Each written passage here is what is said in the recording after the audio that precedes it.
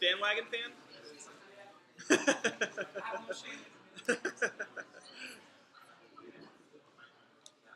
me, it's like people grew up watching the Bulls. Like I said, I grew up watching. They're fun to watch. I really want them to break the record. Yes, I'm a fan. That's fine. Nothing wrong with it. I'm glad you embrace it. I grew up with a friend who again, this is in Connecticut, right? And so most of the people in Connecticut are either like New York sports fans or Boston sports fans, right? He was fans of like the Pittsburgh Steelers and like where's his teams? It's like Pittsburgh Steelers and I don't know if I would call him a bandwagon fan, but it was just teams that he got excited about growing up. I think he was like a fan of like might even been like maybe like the Suns or somebody like that. Yeah, like when they had Steve Nash, right? Like, and me? I used to watch. My wife loves college basketball, and I grew up in Connecticut, so UConn is our professional sports team. So I grew up with that. But football is ruined. College football has ruined college basketball. Well, it's just that. So when you grow up a fan of Big East sports, the Big East has been destroyed. Like they've ruined it. Like the games between UConn and Syracuse, or UConn and Georgetown, or like it's ruined it. Yeah. So football is. What's that? Oh yeah. I had a guy that old apartment that we used to live in. A guy that lived downstairs from us worked for the Nets. He was like their, he was like their, it was a cool job. He was like their, he might still be, I'm not sure, but he was their like, what did he call it? Like he helped organize a lot of the like charity events and stuff like that. So. Sounded like a fun job, just to go with the guys. What's that? Yeah.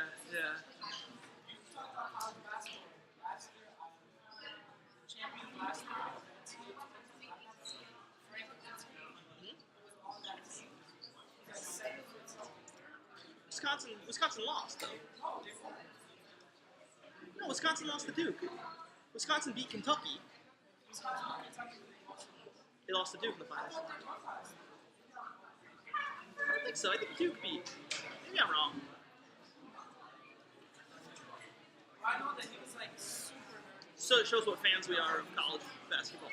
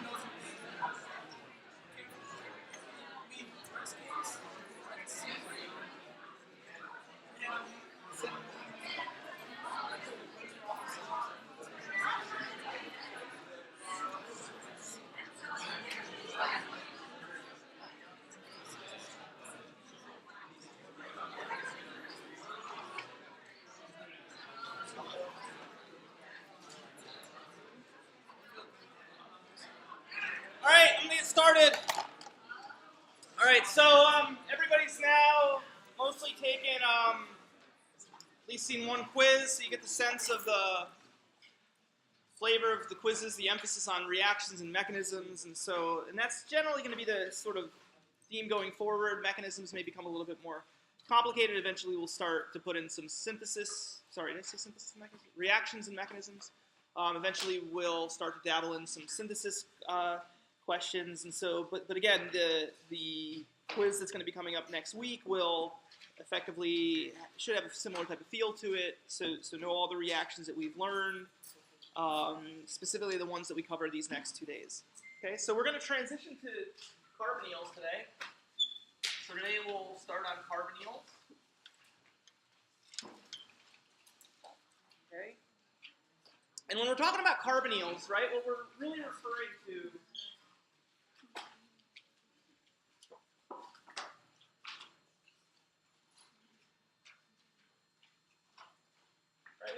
carbonyls, what we're referring to is molecules that have a carbon double bonded to an oxygen. Okay, so we've seen alkenes in the past, which is carbon double bonded to a carbon. Carbonyls is the general name for carbon double bond to an oxygen. And so we'll see a few different forms of this, and certainly there's different reactivity to them. In general, there'll be names to some of these. So if you talk about a carbonyl that has, say, a carbon here and a carbon there. This is a molecule known as a ketone.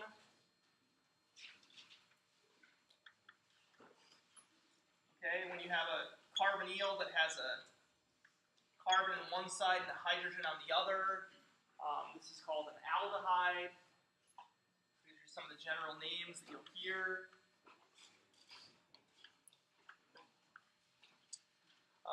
And then one other that we'll see from time to time that will come up, or I should say the two that will come up fairly consistently, have a carbon on one side and have an oxygen on the other. Now I'll put an R group over here.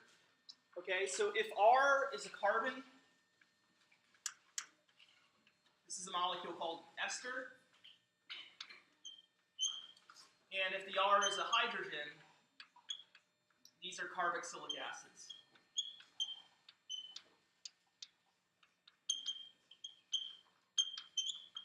Okay, and we'll get into things like amides later on. That's when you have nitrogens and some other ones. But for now, what we'll really be focused on is these three groups of carbonyl-containing molecules. So the carbonyl is simply the carbon double bond to oxygen.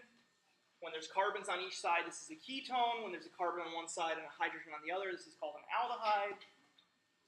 And when there's a carbon on one side and an oxygen on the other, these are called esters. You guys probably have gotten somewhat familiar with some of these terms, maybe even from the NMR section, right? Because a lot of the chemical shifts of some of these molecules came up. So you're probably all fairly familiar with these names, but certainly it's worth sort of rehashing. Okay. Now, from a reactivity standpoint, we're going to go through some reactions of carbonyls. And I often like to bring up, when we're discussing reactivity of carbonyls, I often like to start sort of by bringing up alkene-containing molecules, right? So here's an alkene. Imagine a 1,1 disubstituted alkene where we have carbon here and carbon here. Just sort of leave out what is over here for now. But if you have a hydrogen on one side and you have carbons on the other, you know what? I'll just stay.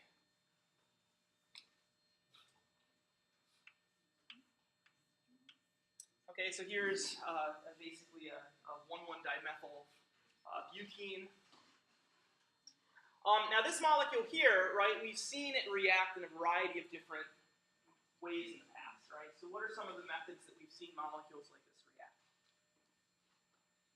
What's something that you could do to a molecule like this to transform it to something? So we'll often see it converted to alcohols, for example. Let's just start with hydroboration, right? I often like to think about hydroboration a little bit, right? And when we react this through hydroboration mechanism, right, what we end up with, as you guys know,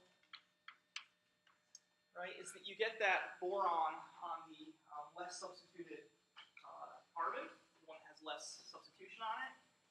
And you can sort of discuss this regioselectivity, if you will, right? The boron could end up in principle on one side or the other, but as you guys learned, when you do hydroboration reactions, the boron almost always ends up, right, on the less substituted carbon.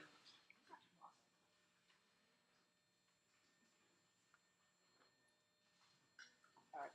Anyway, and so sometimes you guys learn this reaction, and one of the ways that we rationalize this could be sterics, right? So maybe that's how you guys learned it, especially if this has alkyl groups over there that can certainly force it in this direction. But whenever I think about hydroboration, I often like to think about it from an electronic standpoint, right? Because if you think about sort of a hydroboration mechanism, where's the dipole, right, of this alkene? So when we're talking about the dipole, we're talking about partial negative charge, partial positive charge, yeah. So there's not, on this, we're talking about here. Oh, you're talking about this? So we're going to start with alkenes, and then we'll make the comparison. So I'm just sort of going to relate a few things back to alkenes. Okay, so if we had a delta minus and a delta positive, we had to choose which way that dipole would shift. Which carbon would have the delta minus, and which carbon would have the delta positive. So I'm hearing the left one delta minus. I'm hearing delta plus. By show of hands, how many people think delta plus? Delta minus.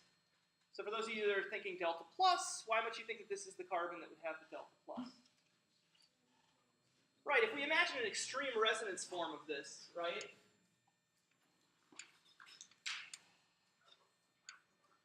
We could push the electrons in sort of method A.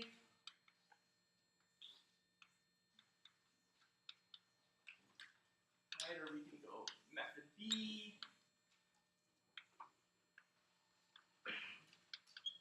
Right, and so these are two of the sort of resonance forms that you might imagine.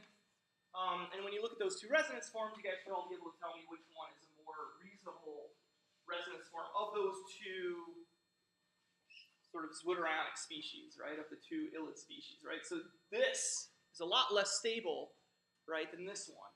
And the reason is that positive charge is on the carbocation. So this inherent favorability towards the one resonance form will then sort of relay itself to the electronics of the system. So you get a delta positive there.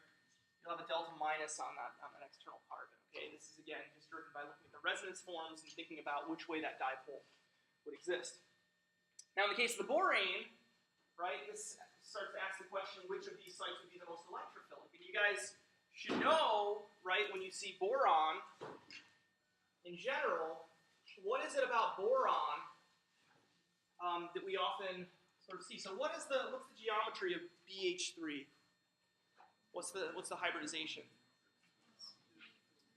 Right, it's an sp2 hybridized molecule, which means it's planar.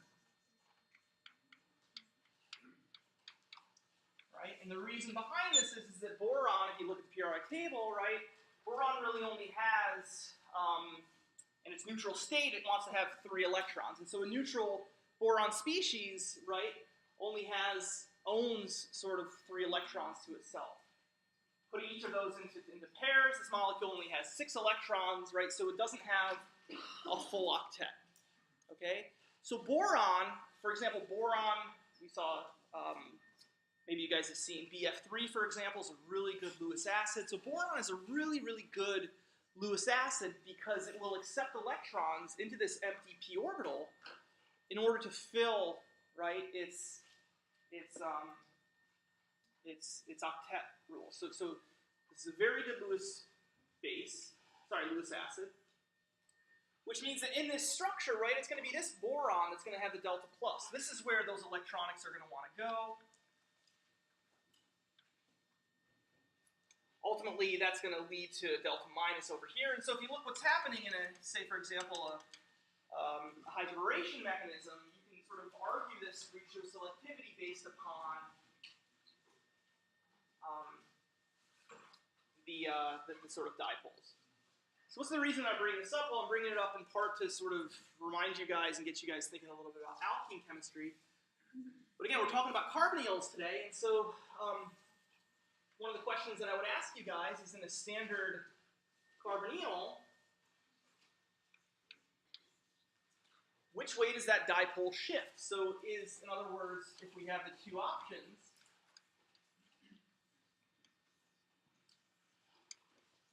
the general carbonyl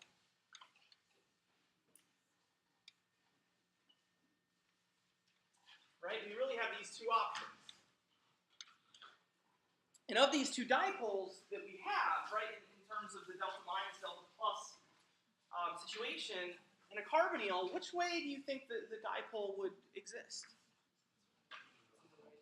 It's going to be to the right, right? Again, you can think about this as this would reflect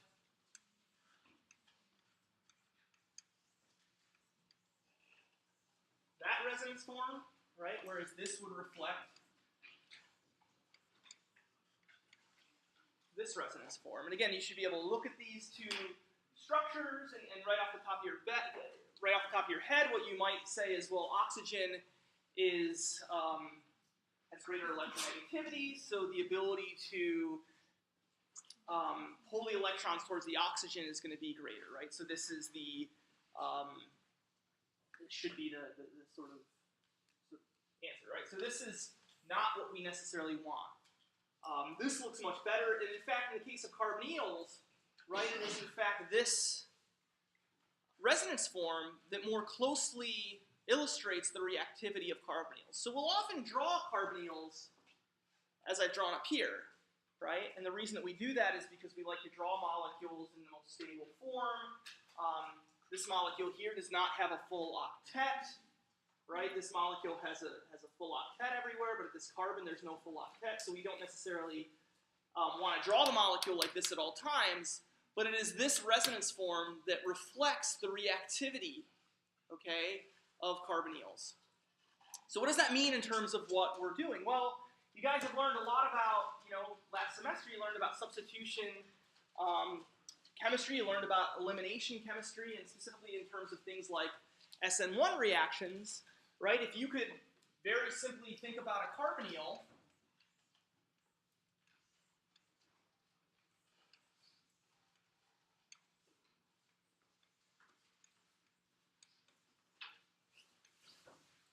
as a sort of carbocation, you could imagine that if you took a nucleophile, just any nucleophile, and you were to treat it with a carbonyl compound, you might imagine, how's that going to react? It's going to attack the carbon, right? So you can imagine a scenario where now this is going to attack the carbon, and sort of recognizing this, which you can realize is the product potentially of reacting a nucleophile with a carbonyl is going to effectively make a bond between the nucleophile and this carbon, and at the same time break the carbon-oxygen double bond. And so you can imagine drawing this stepwise like this. But in practice, we oftentimes will draw those. We won't necessarily draw the resonance form because it may take a little bit of extra time, and so we want to get through, say, for example, a mechanism. So in general, the way that we will draw nucleophiles reacting with carbonyls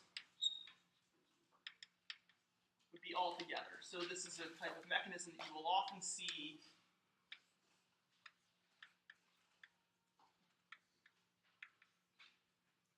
of nucleophiles reacting with carbonyls. Okay. Now, in principle, this is the product that you would generate, and so this is just to sort of show sort of charge. But oftentimes in organic labs, we generally don't like to make salts, and so what you will see time and time again is that there's always a workup at the end. If it's not said explicitly in the reaction, which it often isn't, it's often assumed that at the end there's a workup. So you'll take this molecule, you treat it with a nucleophile. At the end, there's usually an aqueous workup, so you treat it with water, you overwhelm the system with water to the point where the alcohol gets propionated. And so in terms of reactions with carbonyls, the products are very often alcohols. Okay? Okay, so carbonyls, more often than not, and we'll see some other examples where this isn't necessarily the case, but generally what happens in a lot of the carbonyl chemistry that we see throughout the next couple days is that you take a carbonyl, you treat it with a nucleophile, and following that workup, what you're left with is an alcohol.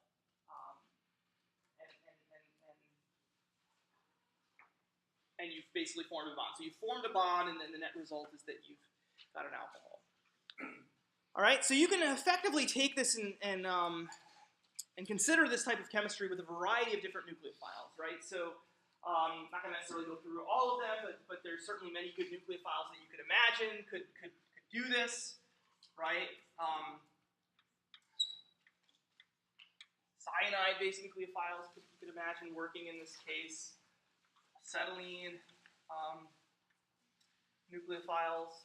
Some of the best nucleophiles, and they're commonly used in Grignards. In fact, you guys might have, that you use in this sort of chemistry is Grignards. So you guys probably maybe even run this reaction. I forget, I know the labs got switched up, but you guys do the Grignard reaction with the esters, right? So oftentimes if you have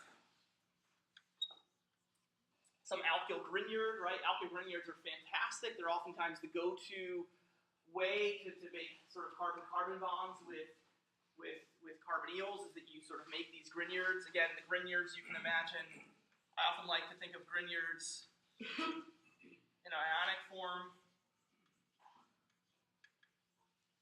And much like you would with like a sodium or lithium counterion, that might make it a little bit easier so you're not left with trying to have to draw a reaction from the bond. So you can actually draw it in the same way that we would in these cases, as these sort of lone pairs that's often how I like to draw Grignards. But yeah, these are just some of the examples that you would have. Now this is chemistry if you were to react with a harsh nucleophile. Okay, so these are good nucleophiles. You treat them with the carbonyl, and certainly they can go ahead and they can sort of react similar to perhaps an SN2-like reaction, right? You have a good nucleophile. Carbonyls are decent electrophiles, and so they will readily accept those electrons, and then they'll readily react with it. But other times, you can actually activate carbonyls for attack. So in this case, I sort of showed cyanide as being the nucleophile. It turns out that you can actually react these molecules with, say, for example, and again, this mechanism is a little more complicated, but I'll just show this to kind of highlight the sort of mechanism that you could imagine, right? So here's cyanide gas, if you will. It's got a fairly acidic proton. Again, it's not exactly like this, but I'm just going to show this as a potential mechanism that could be used where you also activate the carbonyl. So in this case now we've got an acidic proton. So other times, rather than just adding in, sometimes you can activate.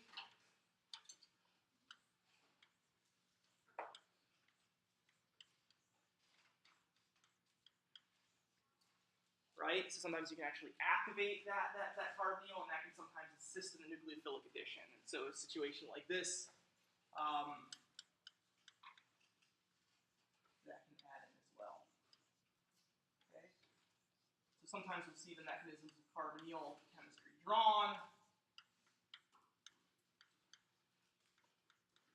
in this way. Okay? So this is just a cyanide example. I'm going to show you one other example that's done quite frequently, and this will just get to a series of reactions that we'll learn shortly. But if you imagine a situation where you treat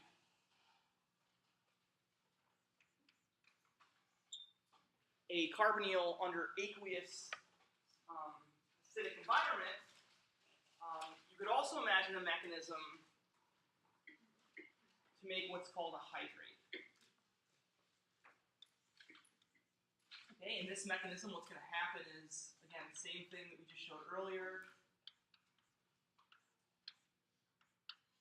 Positive charge on that carbonyl, so you can certainly imagine a mechanism very analogous to the reaction that we saw of acid and water with alkenes, right? In this case, what's going to happen is the water is going to attack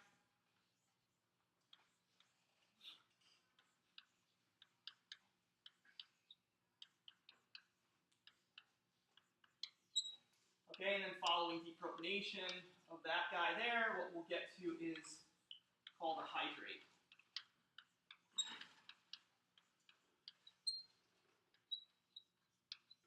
Now here's the thing about hydrates, okay, and this will become more important as we get to ketals and so forth, but hydrates are certainly plausible. They can certainly form, but by and large, within most reactions, again, we saw sort of hydrate-like intermediates, if you remember when we were doing the mechanism of PCC versus chromic acid oxidation. We showed these kind of hydrate intermediates. So this can certainly form, okay? The issue with hydrates forming is that it's not really thermodynamically stable. So if you remember, every single step in this reaction is also reversible, right? So we can imagine reversible natures to these reactions. And it just so happens that generally, even if you're in a solution of water, it's not enough necessarily to force the equilibrium all the way over to the hydrate. There are a few exceptions to this. And that is when you destabilize carbonyls. So carbonyls happen to be very, very stable molecules. It's one of these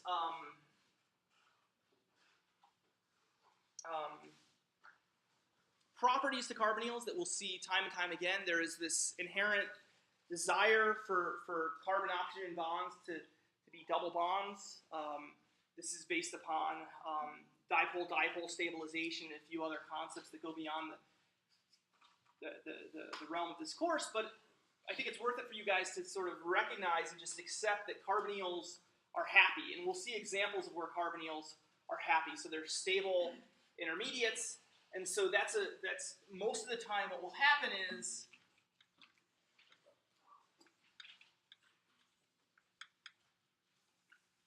if you can imagine this equilibrium.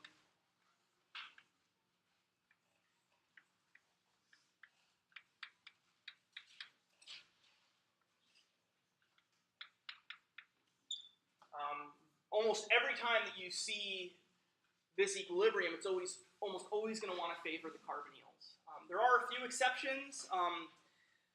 Perhaps the most famous exception is when you're dealing with unstable carbonyls. Okay, so here's chloral.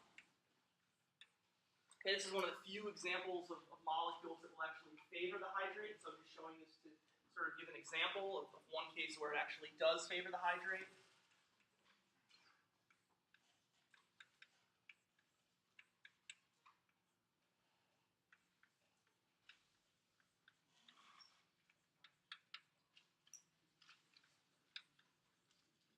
That's chloral. This is chloral hydrate. So this is actually a like a knockout drug.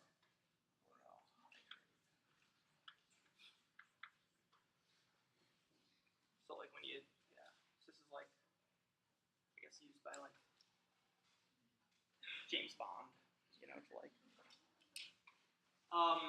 So anyway, so that's one of the few examples that you'll see. So I'm just showing you this to say it's not always the case. What's special about a molecule like chloral, and what's special about the reason why this molecule exists as the hydrate, is that you have an aldehyde that's been highly, highly, highly destabilized. So if you can imagine the dipole that we mentioned earlier, right? You'd want a delta minus here and a delta positive here. But what do you notice about the delta positive there? It's adjacent to this other electron withdrawing group. And so what happens in this specific case, this is a special case, but you get this sort of electron withdrawing capability which further destabilizes. So it's rare that you're going to see hydrates. I rarely see hydrates even discussed in chemistry. The only example that I see from time and time again is actually a friend and colleague, Kevin Ryan, who's at City College. He's been studying these things for like like smell sensory and stuff like that, and he looks at aldehyde as sensory type molecules, and his hypothesis was that in the enzymes that these bind to and activate, they actually exist as hydrates. And so one of the ways that he made molecules that would be hydrates was he had a couple fluorides here to fluorines at this position to actually coax it to go to the hydrate. But that's like one of the few examples where I see this. Yeah. The hydrate, like why the Jones reagent reacts the second time? Right. Right. So that's an example, right? But what we're talking about, I'm not saying that it's not forming. It does form. But the equilibrium overwhelmingly favors the carbonyl. So I was just asked a question about, hey, well, what you just told us that the Jones reagent you form this hydrate as an intermediate. You're absolutely right. Remember that when reactions take place, we're talking about, 10 to the 20th numbers of molecules, right? And so Le Chatelier's principle tells us that by exerting pressure on one side can push it in the other direction. So if this is, say, for example, 999 to 1, well, this can then react with the Jones reagent, oxidize further, and then the equilibrium will continue to shift in this way. And so that small percentage that's a hydrate will react, and then it will re-equilibrate. And so Le Chatelier's principle will drive it in that direction. So that's why the hydrate is okay to consider in the Jones reagent mechanism, and can be used in a lot of other mechanisms as well. It's just it's generally not thermodynamically stable. Okay. So it can form for short enough time so that it can undergo chemistry. Okay, so this is just an example of a hydrate, and we'll get back to mechanisms like this in a bit. I thought that what I would do though is so we'll get back to sort of ketals. I'm going to jump forward a little bit to just talk about one practical reaction. So we're talking about addition to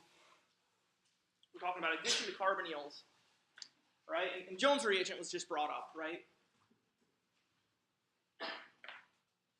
Actually, one quick thing before I move forward. So we just talked about carbonyls being good electrophiles.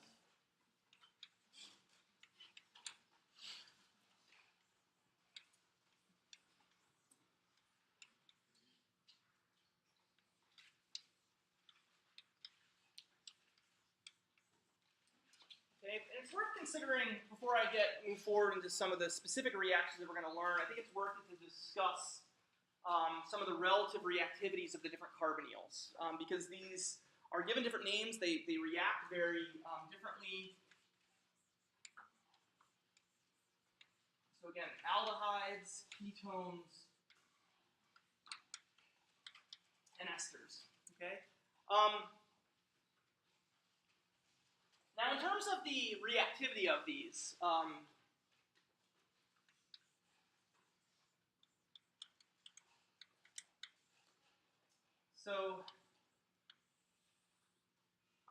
and again, we'll see this, and I just wanted to sort of point this out before I start talking about some specific reactions.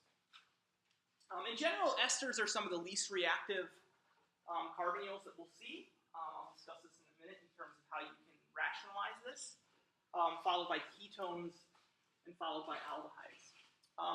At the beginning, I think that you guys could probably come up with some reasons why this trend might be the way that it is. So let me ask you guys a few questions about aldehydes. If I were to tell you guys that aldehydes are the most reactive of these three, what would be some reasons why you guys might sort of use based upon what you know to be able to rationalize this? Yeah.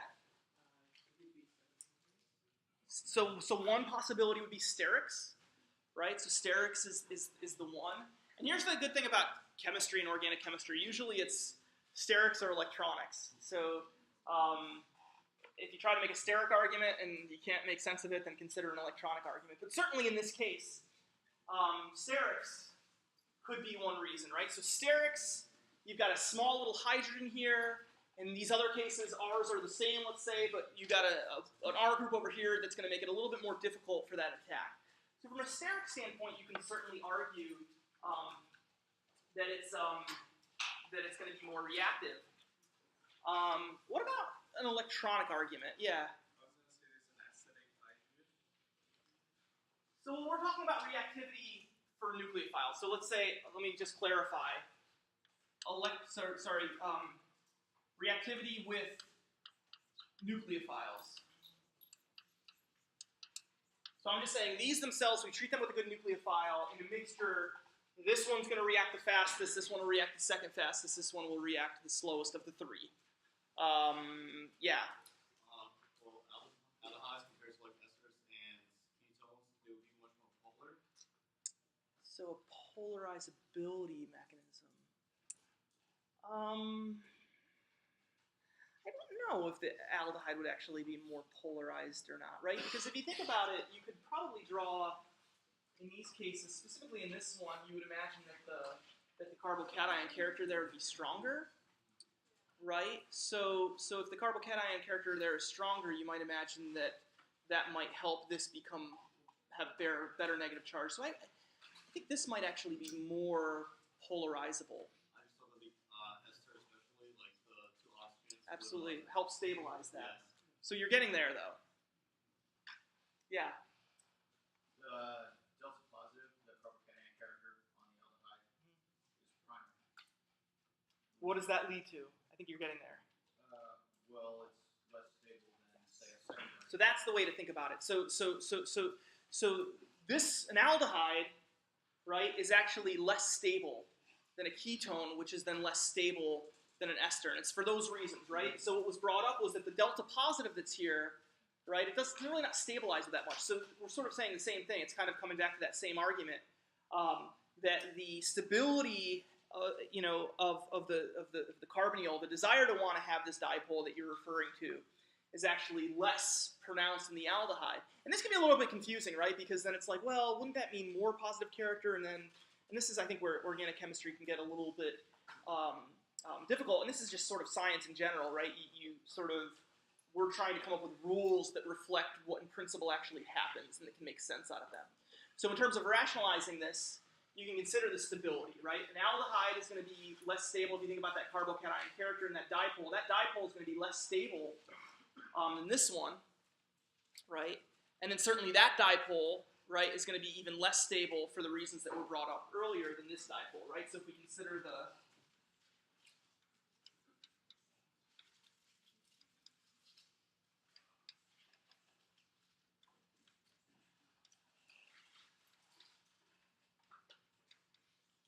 right, and so now, right, so this one would be so we can think about it from stability standpoint. So just a much more reactive compound here. This is much higher in energy.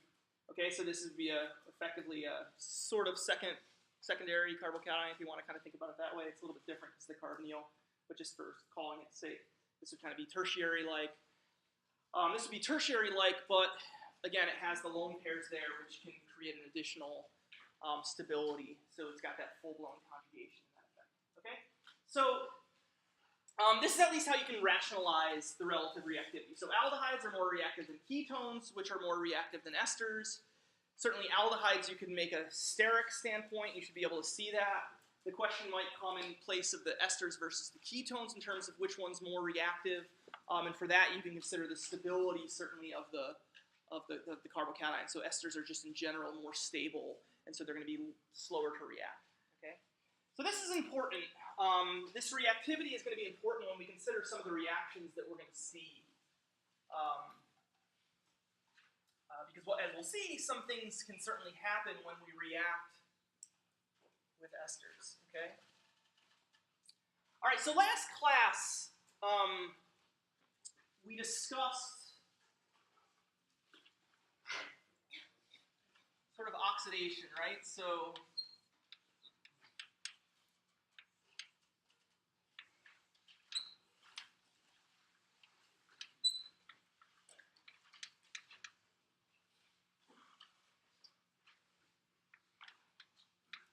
I'll just put an R group there, but we saw it to a carboxylic acid, right? But we've seen these different oxidation states. We've seen how we can start with an alcohol and oxidize these up, right? So we can oxidize to an aldehyde, right, using PCC. And And we've also seen how we can oxidize. Again, I've shown as the ester, but the point is that oxidation state of the ester, right, where we have that group there, we can get here with Jones reagent. Right, so we can get there with Jones reagent. Okay, so we've shown how we can oxidize up.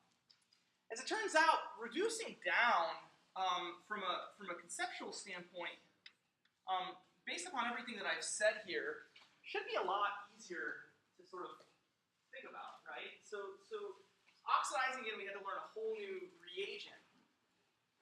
What in principle needs to happen if we just think about what we're adding? Based upon everything that I just told you guys, what would be the way in which case we would take an aldehyde, for example, and get to the reduced oxidation state?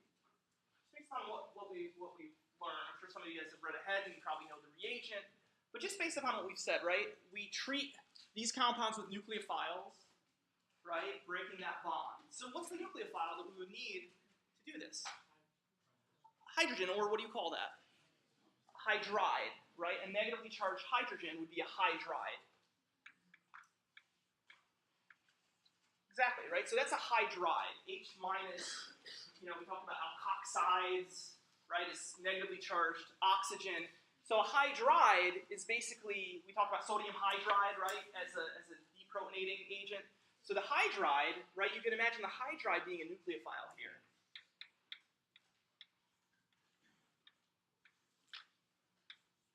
Right? And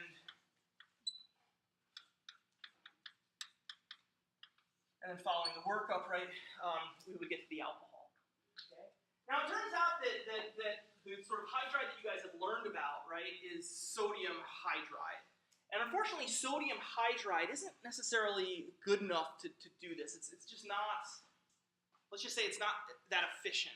But I think that using the term hydride can certainly at least help you remember the class of reagents that can in fact do this chemistry. And so there are basically three hydrides that you guys are going to see that can do that. And the first is sodium borohydride.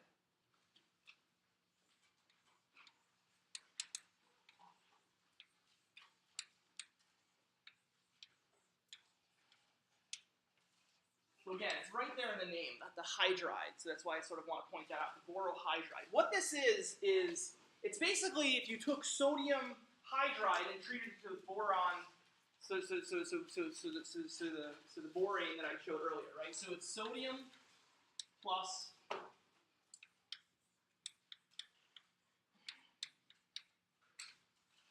this is sodium borohydride, okay? And so what this is basically used to do is it's a little bit so-called softer, if we want to call it that way. It's a little bit better of a nucleophile.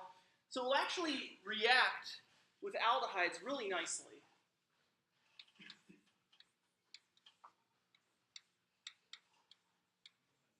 And so this is the reducing agent if you want to reduce an aldehyde down to an alcohol, right? You treat it with this, followed by water, for example.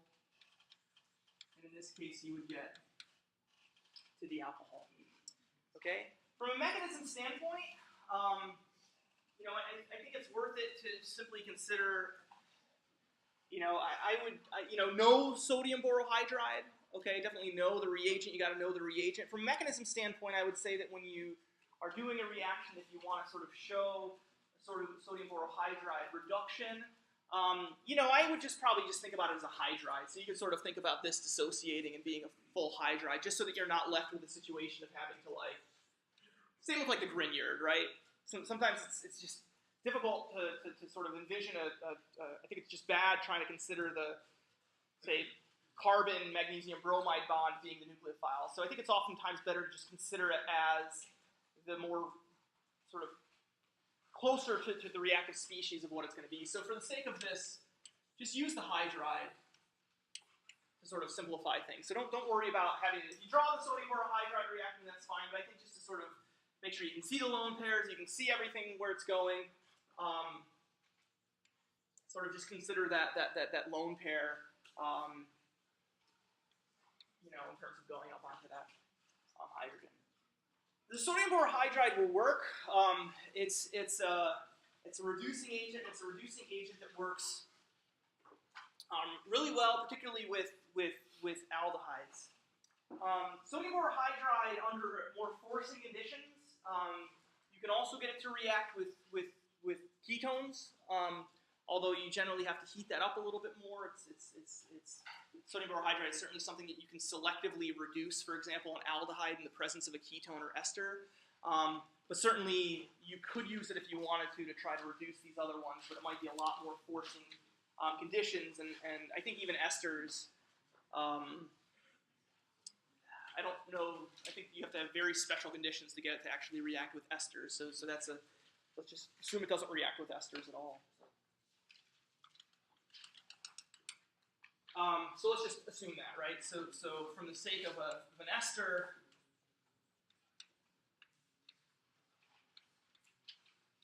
it's not going to work. Okay? For esters, we have to go to sort of what's called the big guns, lithium aluminum hydride. Okay, so sodium borohydride. So I'm just going to sort of put into perspective the differences in reactivity in a way that you guys could perhaps appreciate. So sodium borohydride, that's sodium borohydride. I'm going to talk about lithium aluminum hydride in a second.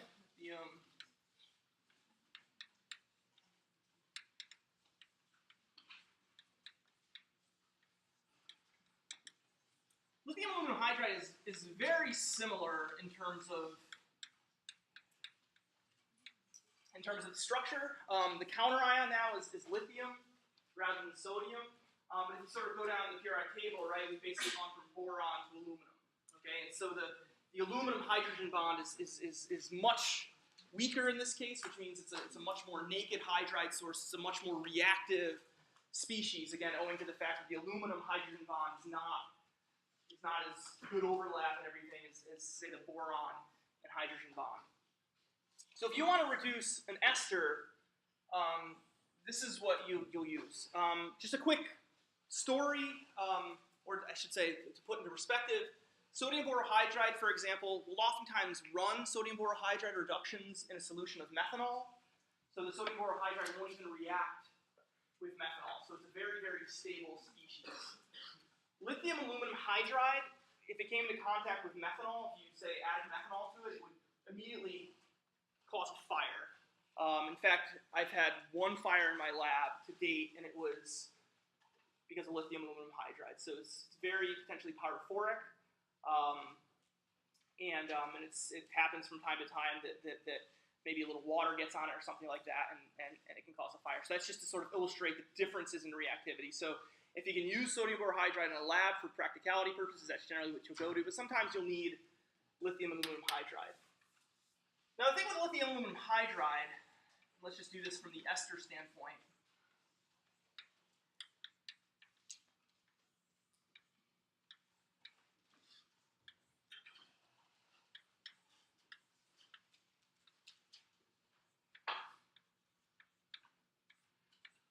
See, when you add to this molecule, when you do that first addition, that would be what you would form, right, in terms of the first addition. But remember what I said about carbonyls really wanting to form, and you notice some of the aspects of this. This kind of feels very similar to the hydrate that we saw earlier. So what do you think is going to happen the moment that you add a hydride and generate this intermediate? Yes, I do. Carbonyl is going to reform and push the ester out. Yeah, the OET off. Yeah, so that's going to happen instantly. Okay, so you're going to add in, but this is not going to be stable. It's going to, for the same reasons I mentioned before in terms of the hydrate, what's going to happen is very quickly you're going to go to the aldehyde. And what did I tell you guys about, just to finish telling you guys about the difference in reactivity of aldehydes and esters? Aldehydes are way more reactive, so what's going to happen? That's going to further reduce. Exactly.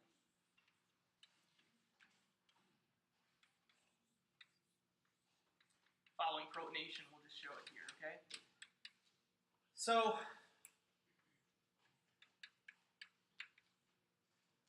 when you reduce an ester with lithium aluminum hydride, you cannot control it and have it go to the aldehyde.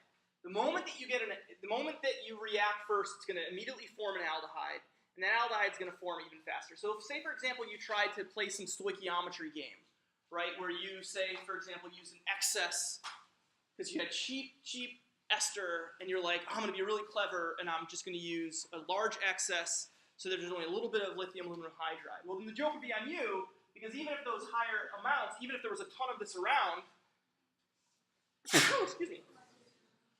Oh, jeez. Thank you. One more is going to come in a second. All right, so this is so much more reactive that even if you had a lot more of this around, the moment that you form this, it's going to react faster than the ester. So even if you, say for example, used a 1 hydride equivalent, you'd probably get 50% of this and 50% of this, right? You'd see almost no aldehyde at all. So that just sort of reflects what happens in your standard lithium aluminum hydride reduction of esters. Synthetic organic chemists can be clever, though, and when left with a problem like this, they sort of ask the question, well, how could we sort of stop it at the aldehyde? And so I'm going to jump forward to the ester chapter. Well, this is all in the ester chapter, I guess, this sort of discussion. But it's worth discussing in carbonyls because they're all the same. If you wanted to get to the aldehyde, there's an interesting way that this can be done. And this is the last one that we'll discuss, which is Dibol reduction. So we've learned how to go from an aldehyde and a ketone to an alcohol. We've learned how to go from an ester to an alcohol. The question now becomes, how do we stop it at the aldehyde? If we wanted to stop it at the aldehyde, how do we do that? And so this is the other reagent that you would use, and this is the other hydride that you would need. So Dibol is basically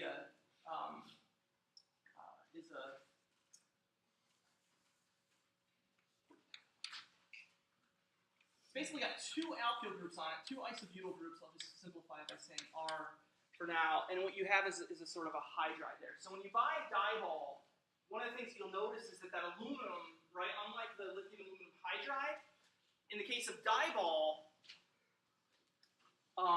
you basically have an empty p orbital, right? So it has an unfilled valence.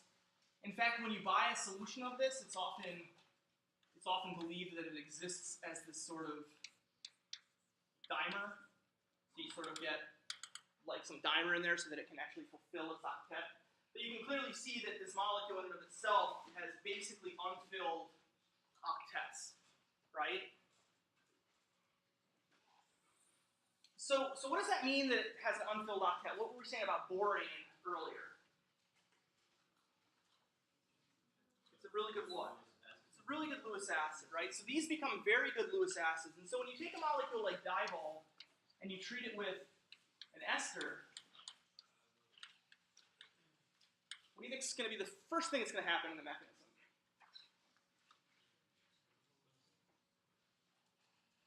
So if this is a Lewis acid,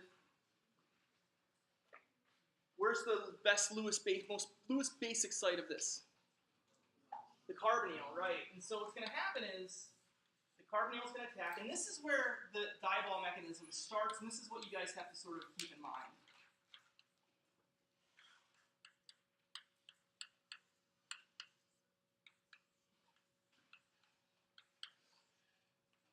I'm going to sort of simplify this, but you'll notice that in the initial form of the Dibol that I showed you, is there really any hydride in that, in the similar way that we had like lithium aluminum hydride? Right? There's really no hydride, right? That hydrogen is bonded to an electron. You're not going to give up the hydride. The hydride's not going to want to react in the same way that, say, lithium aluminum hydride is, right? If we consider the fact that this sort of can give up the hydride can sort of leave, right, with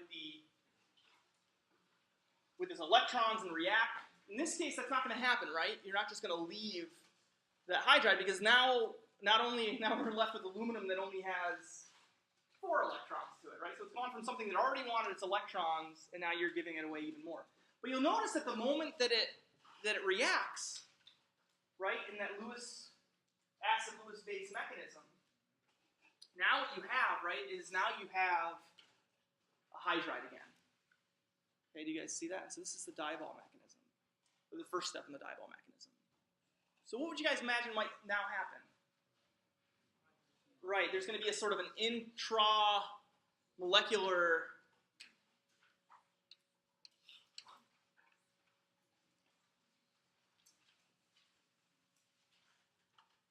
addition.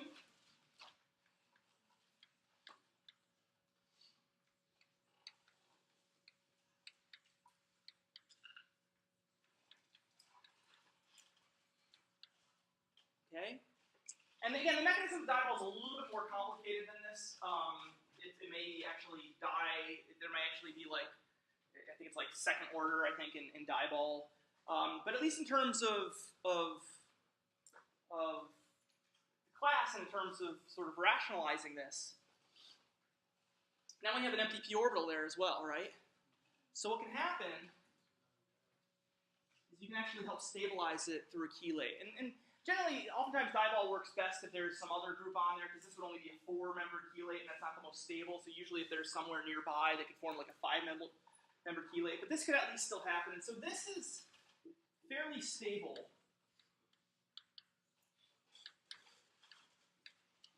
And when I say fairly stable, I mean that it's fairly stable when you hold it at very, very low temperatures. Okay, so when you run a diball reaction, you run it at negative 78 degrees Celsius.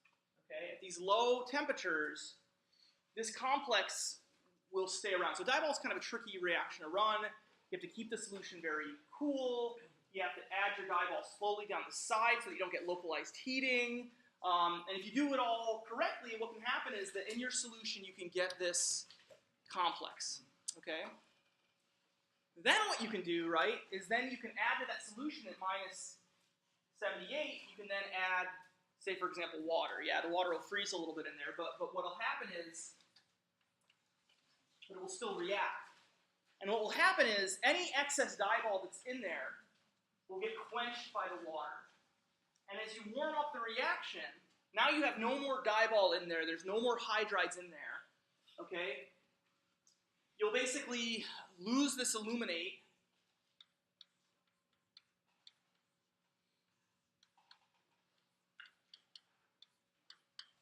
Right, you'll get to that hydrate, and what did we learn about hydrates? Or this is a hemiacetal. It's the same thing with a hemiacetal, right? You're gonna protonation, deprotonation, but you'll get to the aldehyde. Okay, so diball is a clever way to react molecules. If you sort of want to reduce a molecule and you want to go from, say, for example, if you want to go from an ester and you only want to reduce it to the aldehyde, diball is a reagent that can often work. It's not the most reliable method. Oftentimes people will opt to reduce down to the alcohol and then oxidize back up to the aldehyde because that's just a little bit easier to do. But diball is an option, and when it works well, it's pretty nice.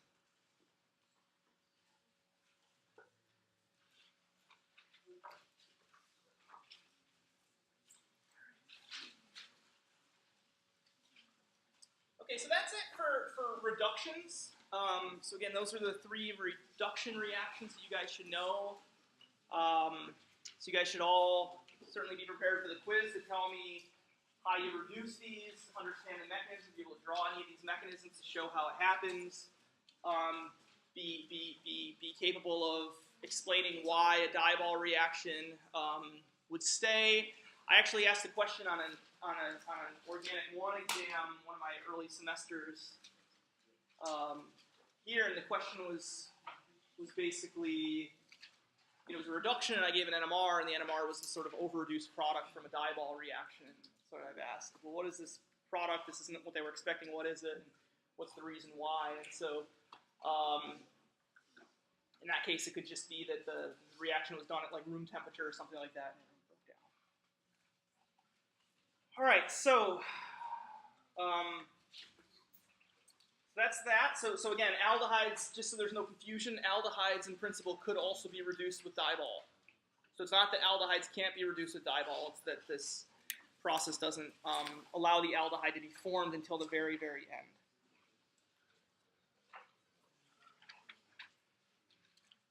All right, so we've got about 20 minutes.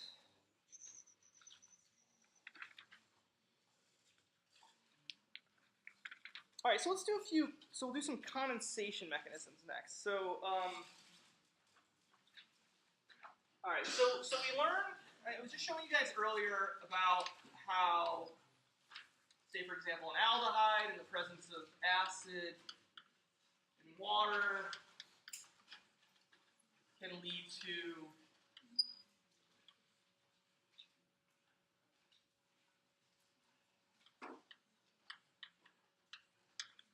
hydrates, but how this is much more in favor of this direction. This would be a hydrate. We discussed how this would be a hydrate. So that'd be very unstable. If you did the same thing with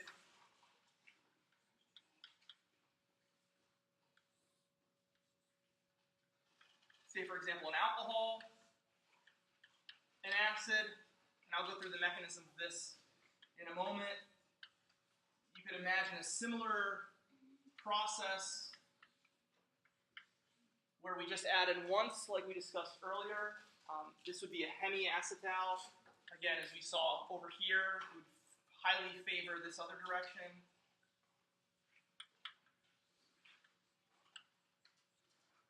So again, in both these cases, the hydrate or the hemiacetal are going to favor the carbonyl, but certainly they can form. You can get a little bit of them. What we're going to discuss is if you want to drive it towards something like a hemiacetal, you actually got to get rid of water. So you got to actually render the reaction irreversible. So we'll discuss this now. So the one forward reaction that you can do that actually does form that you can drive is an alcohol, but through a mechanism where you either have a ton of alcohol in there. So if this is, say, 1-to-1 alcohol, you would get the hydrate, or sorry, the hemiacetal, which would go in the reverse direction. But what you can drive is the formation of a full-blown acetal. Okay, and in this type of reactions we'll discuss, what drives the stable formation of an acetal is in fact going to be basically getting water out of the reaction. So if you eliminate water from this reaction, as we'll see when we go through the mechanism, this will actually drive the reaction, similar to what we saw a couple classes ago where we discussed sort of Dean-Stark apparatuses or molecular sieves. So let's discuss the mechanism so let's go through collectively the mechanism of an acetal formation. So one of the things that I would suggest to you guys, I know that I've suggested this, I may have suggested this in class, that I think could be useful, especially given my approach to teaching the class and the emphasis on mechanisms. When you guys are looking through, I may have said this in the past, I'll just repeat it. When you're going through and you're preparing for the class, you guys know that you sort of have to focus on the reactions a lot. You want to know all these reactions. You want to know the mechanisms for these reactions. One of the things that you may want to do early on in your reading, when you're first going on material, hopefully before I even discuss it in class, would be to sort of read ahead, right? And when you get to mechanisms that I haven't discussed yet, before looking at the mechanism in the back of the book, or before looking at the mechanism in the chapter, maybe try to use it as a mechanism problem on your own. So try to come up with the answer to the mechanisms of the new reactions that you guys have seen before actually looking at the mechanisms themselves. This sort of idea of active learning or sort of problem-based learning can oftentimes really help solidify that information in your head. So I'm going to go through the mechanism of this transformation, but I'm going to I want you guys to be active in this and really think about what the steps are in the mechanism that would form this reaction.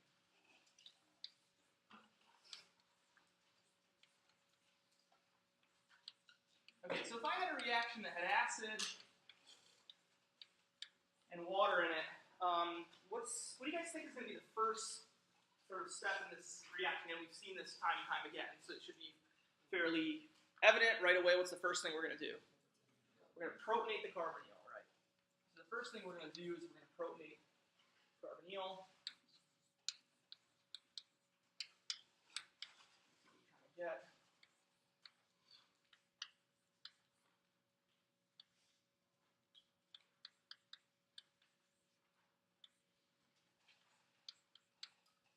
Okay, and And once we've protonated the carbonyl, now we have a really good electrophile, which is going to allow for what to happen now. Alcohol is going to now be able to add in to the carbonyl again. You can draw the resonance form if that helps, but what I would urge you guys to eventually get to is a point where you can sort of draw both arrows. So what's going to happen, right, is that the alcohol is going to attack, and then we're going to sort of help out that positive charge. Can you guys see the board that well over there? Just out of that. If I'm ever, so just really quickly, if I'm ever going through material, especially because I have to do this for the class, don't feel bad just getting up and moving in the middle of class to see if you can see better. So, because I noticed some of you guys are sort of looking like you can't see. So if you can't see in the corners, don't worry about disturbing people if you get up to move to the middle. So, all right. So.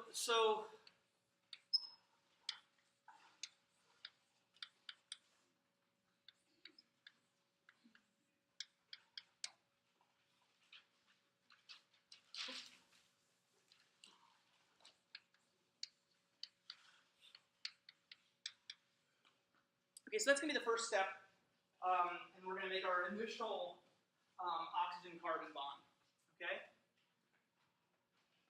So what do you guys think is going to be the next step? So now what we have to do, so we've gotten to something that's starting to look a little bit similar to the product. You notice we've got an R bond to a carbon bond for the OR, right? What we now have to do is somehow replace this OH with an OR, and there's a couple different ways that we can do that.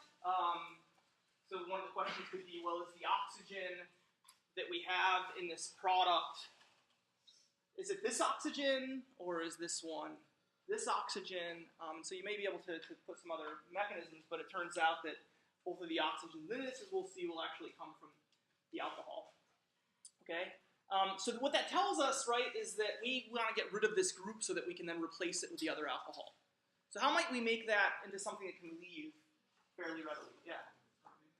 So we're going to protonate it. And so at this point, where should we protonate it from? We'll just do a proton transfer, right? And so proton transfers, you know, some people say, well, is it the solvent that's coming and extracting it? I think for the sake of board purposes, it's perfectly fine to just do a proton transfer from one part of the molecule to the other, even if that's not really what's happening.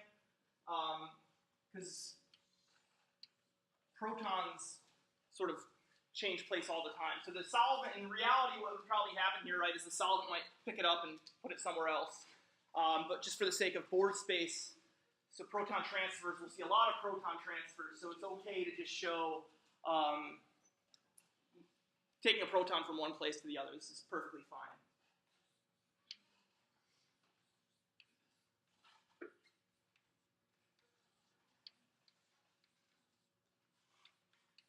Okay, so now we've got that water that's set up to really be a good leaving group, right? And so at this point, now that we have the water that's been protonated, that can be a good leaving group, now it can leave. There's a couple different ways that we could draw this here.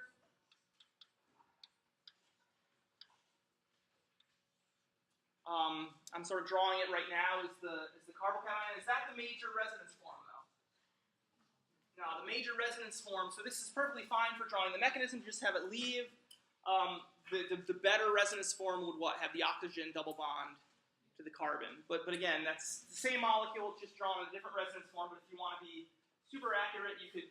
A lot of times, what you'll see, like if I were to draw this, just because I like showing molecules and illustrating that reactivity, I might show this push down and leave and show a carbonyl there. But I think when you're just trying to see how these bonds form, there's nothing wrong with having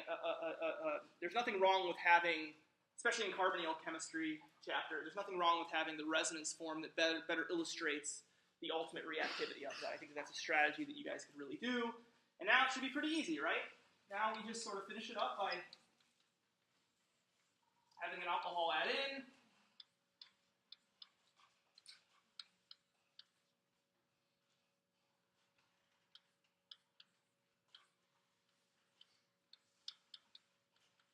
Right, and then we're just going to deprotonate that with something, and we'll get to our product. Okay, makes sense. So this is a fairly long mechanism. There's a series of sequences that take place within there. But it shouldn't be overly complicated. There's nothing in here that's new. It's just several steps which can oftentimes make these complicated. So you guys should be able to do this. There should be nothing in this mechanism that should be difficult for you guys. You guys will all get a mechanism on the quiz that's going to be in this realm of stepwise. So you'll all be getting a mechanism that will be something like this, maybe packaged a little bit differently for each of the different sections, but you should be prepared to do something like this. Now, in terms of what drives this reaction, you notice that at this step right here, this is where we lose water. Right? So you notice that you lose water at that one point in this mechanism. Okay? And this is the reason why we can oftentimes drive these reactions. So if we have the alcohol as the solvent, right? If we have so much of the alcohol as the solvent, we can in fact basically just push this reaction all the way to the product just by having so much alcohol rather than water. But generally what you do is you still, even in those cases, try to do some type of a dehydration. So you'll have something in there that will sequester the water out of solution. Again, whether it's molecular sieves, we learned about Stark apparatuses. Again, we have these different ways to sort of make them. Now, that's one reaction. What you should all be able to do, though, is you should all be able to recognize that now, if you had a hydrate, sorry, if you had the acetal,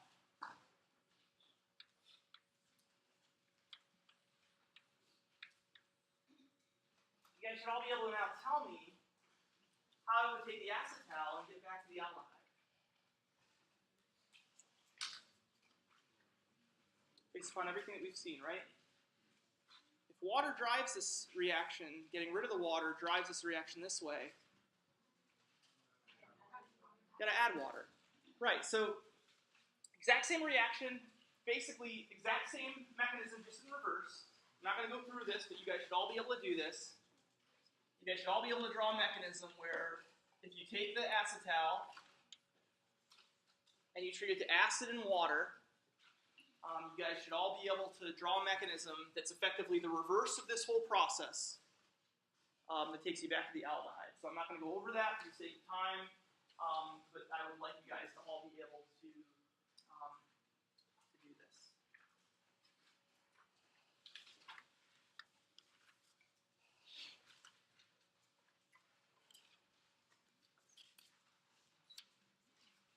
All right.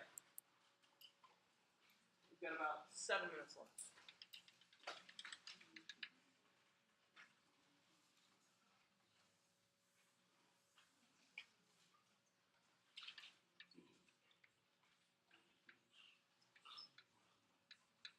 Now, what about the same type of chemistry with carboxylic acids or with esters? In this case, we already have our carbonyl built within here.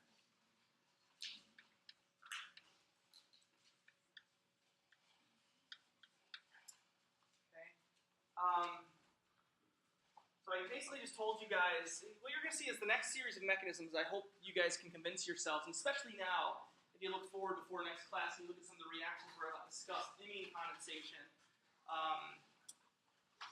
certainly this transesterification reaction, amide bond forming reactions, many of these carbonyl reactions that we're going to learn effectively follow the same sequence and order of events to just get to new products. So there's simply a few twists along those lines. One of these reactions that's going to be important is it can take place with carboxylic acids. I'll just show it as a transesterification, actually. So I'll make this one R1, or actually I'll make this R2, and I'll make this R1. I guess that just is R.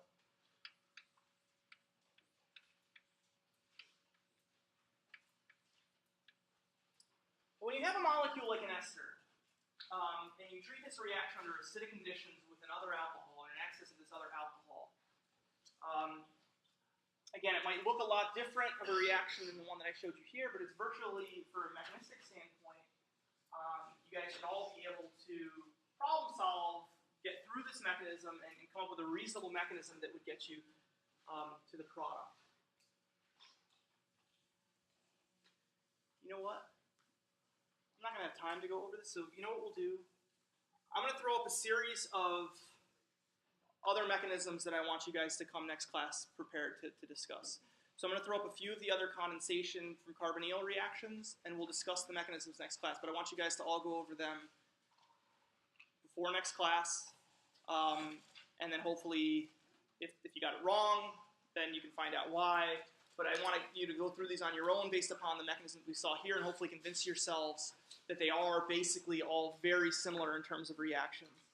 So transesterification.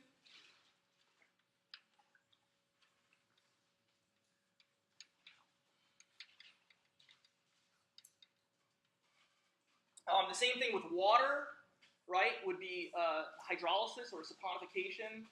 Basically, if you had water instead of the alcohol, you would get the carboxylic acid. So that would be, again, literally the same mechanism.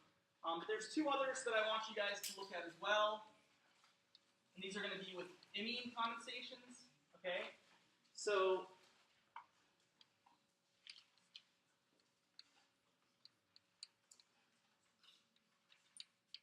again, you don't necessarily need acid for this, but I think it helps for the mechanism to use the acid to help sort of work your way through the mechanism. If you take a carbonyl, okay, ketone we'll just say, and we treat it with a primary amine, this would be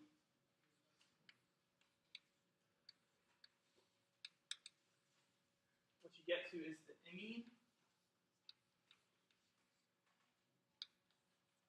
Okay, so you guys should all be able to show that mechanism, which is again going to be very similar to what you saw before.